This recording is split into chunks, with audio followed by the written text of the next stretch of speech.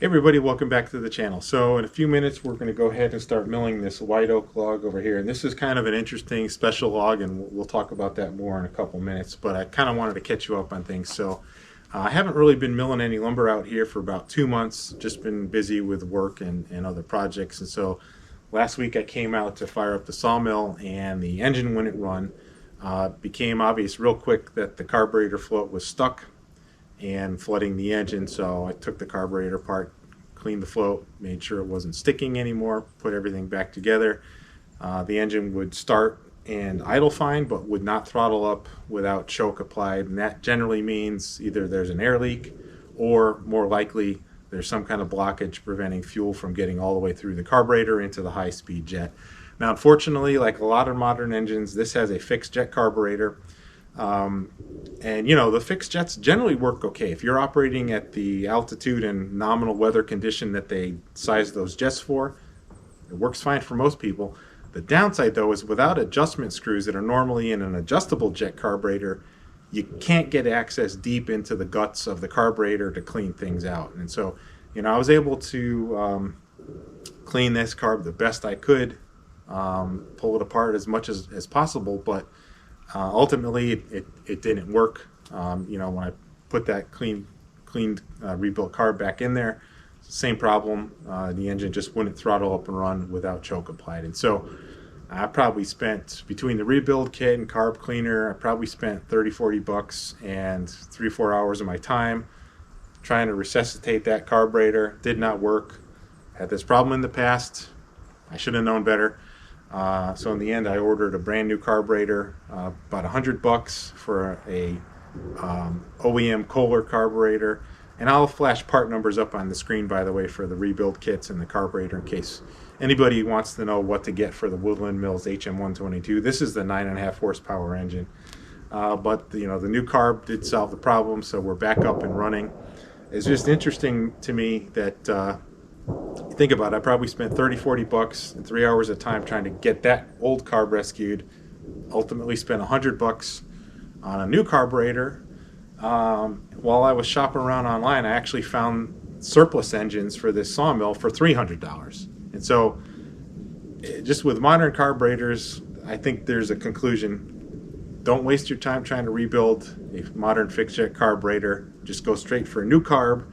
But if you've got a high hour engine or an engine that has any other problems, shop around. You know, you can get surplus engines brand new in the box for this sawmill for $300. Okay, and just, you know, if you're old like me, you normally fix things, but in the modern world with modern carburetors and modern engines, sometimes it makes more sense to just buy new parts, buy a whole new engine. And so I wanted to mention that first. So that's enough ranting about carburetors. You know, if anybody has tips on how to prevent carburetors from gunking up when you don't use them for a couple months, please let me know. I've tried running engines dry. I've tried leaving fuel in them. I've tried putting seafoam in the carburetors for storage. Nothing really works. You know, my conclusion is that if I'm not going to use this for more than, say, a month, I should come out and at least run the engine, get fuel circulating through the carb, and prevent problems. But if you have any other suggestions about how to deal with carbs on modern small engines, you know, please put them in the comments below. I think it'll be interesting information. Hopefully it will help me, and definitely will help other people. So let's move on to talking about this log next.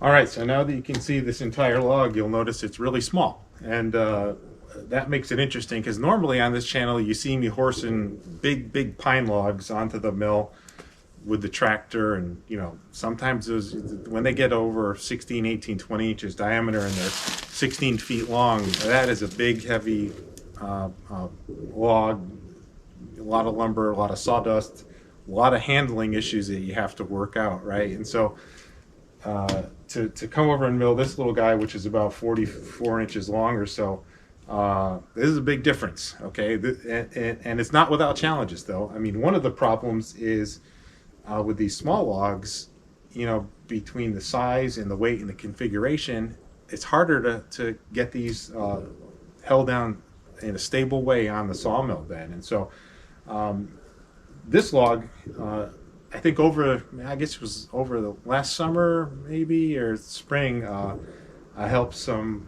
family deal with a tree that had fallen down in their yard. Giant white oak tree. I'll flash up a picture of that in the video. And you know, that tree probably would make several seasons worth of firewood. It would have made a lot of beautiful lumber, but at the time I didn't have any place to put more lumber. And that's one of the things they don't tell you when you think about getting into sawmills and producing lumber, is you have to store it somewhere, okay? And you know, you have to sticker it and stack it and put it somewhere to dry that's hopefully protected from the weather, where you won't have mold issues or insect issues, right? And so I am pretty much bursting at the seams with lumber that I've milled over the last couple of years. I really couldn't take much lumber from that oak tree.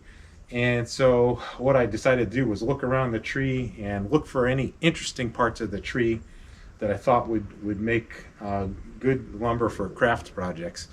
This, just to give you an idea how big that tree was, this is a piece of a limb, okay?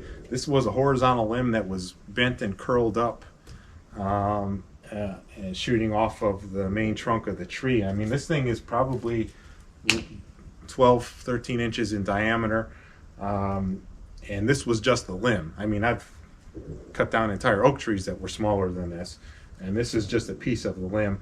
But this part of the tree, because of the curvature, it had some really interesting ripples in the wood. Other parts of the tree had burls and knobs, and that usually means there's interesting grain inside. And so, you know, I couldn't take much from that tree, but I decided to save this little piece of a limb because I think there's going to be some interesting grain on the inside.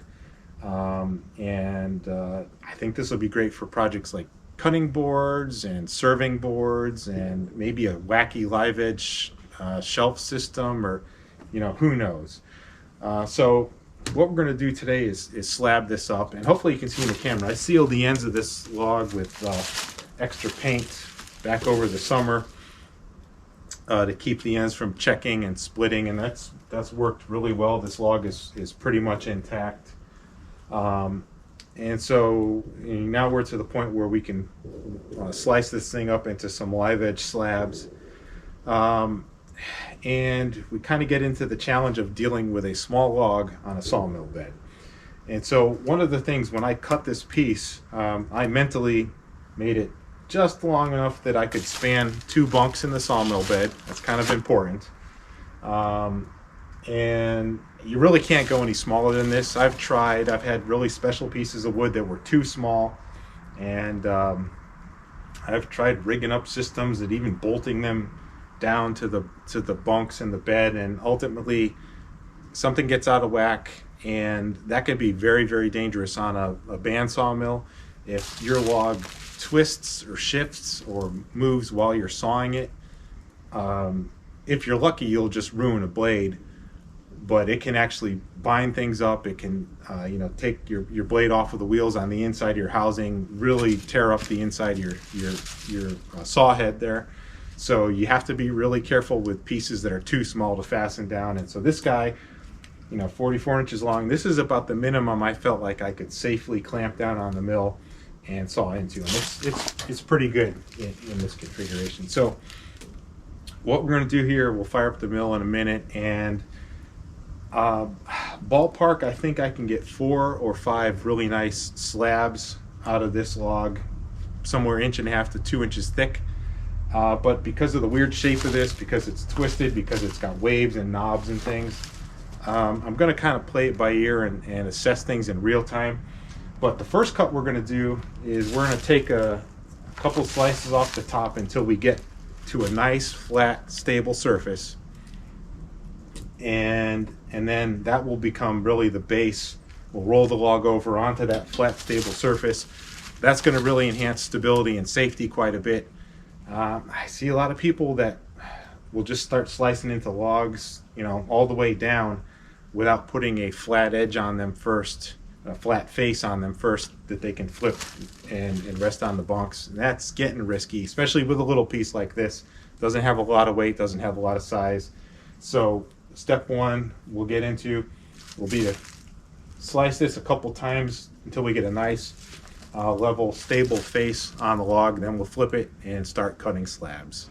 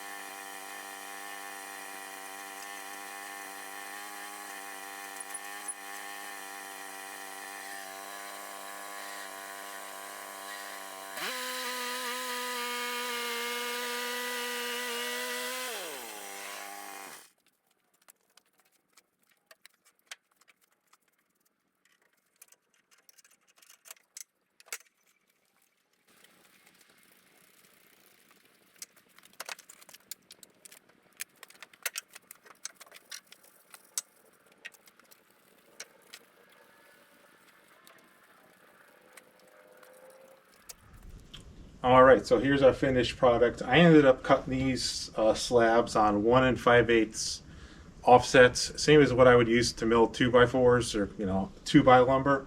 And what did I get?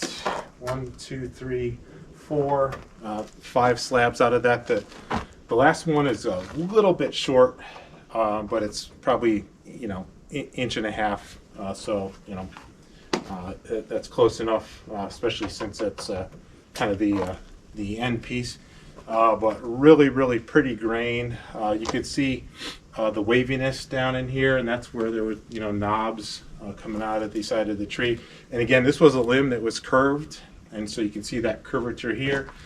And so this is going to make a really nice wood for some kind of project, something far nicer than I normally make. I'm not sure what I'm going to do with this yet, but I'll let this dry out for about a year and a half, and then decide what to do with it. I think this would make some really pretty live edge shelving. Really, possibilities are endless, but the grain here is really beautiful. By the way, what I was spraying on here was a borax and water solution, and I've talked about that in previous videos. It's going to ward off the growth of mold. It's going to ward off insects. I am going to stick this this stack in my garage with the dehumidifier, but just in general, I've just gotten in the habit of now spraying down my lumber with borax. It just solves a lot of problems. Also helps us see the beauty of this grain, so that's an added bonus. But a couple things I wanted to note that you probably saw in the video. The first thing I forgot to mention up front is that I'm actually sawing with a dull blade, and the reason is there is a ton of dirt in the bark of this tree, and I've never run into this before. Maybe I've never just noticed it, but there were parts of this log where the bark had flaked off, and underneath was like a caked layer of silt. Really surprising. I was trying to figure out if maybe driveway dust got onto the log, but it was on even the bottom of the log. So white oak, swamp oak, they tend to have a real flaky bark, and I think over time somehow it just accumulates dirt and silt under the bark. And so I didn't want to put a sharp new blade on the mill for this, because I knew it was going to take a hit pretty quick. Despite that, though, it cut pretty well. There was, I think, 1 or 2 cuts where the mill started to go into what I call a death wobble. That's generally because the blade's not sharp enough or the log isn't held down securely enough, and so it's probably a little bit of both in this case. Again, I hope this highlights, you think a little piece of wood is going to be easy, but there are challenges really to hold it down in a stable manner. And then, the usual things you got to pay attention to: not saw through your log stop posts, make sure the clamp is out of the way and you're not going to saw into it. I think I got into the 2nd or 3rd slab, and the blade guard on the sawmill was hitting on one of these knobs that was sticking out of the side of the log. So I, got a wrench and flipped that up out of the way. Then on the next cut, same thing happened again. So I really flipped it out of the way now. It just means you got to be extra careful not to saw into your stops when that guard is up out of the way. But yeah, overall this went pretty well. I did stop a couple times to crank up the water injection system that's there to lubricate the blade, because I could see that it was cutting very dry. And this log is probably, I want to say 8 months or so since it's been cut.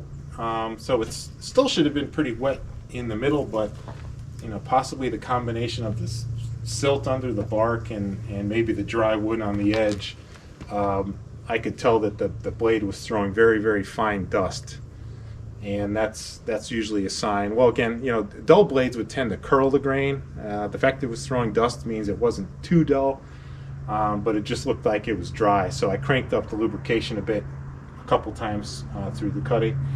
The other thing I did was I had my stickers ready to go, so that I could bring these pieces over here and flip them and stack them.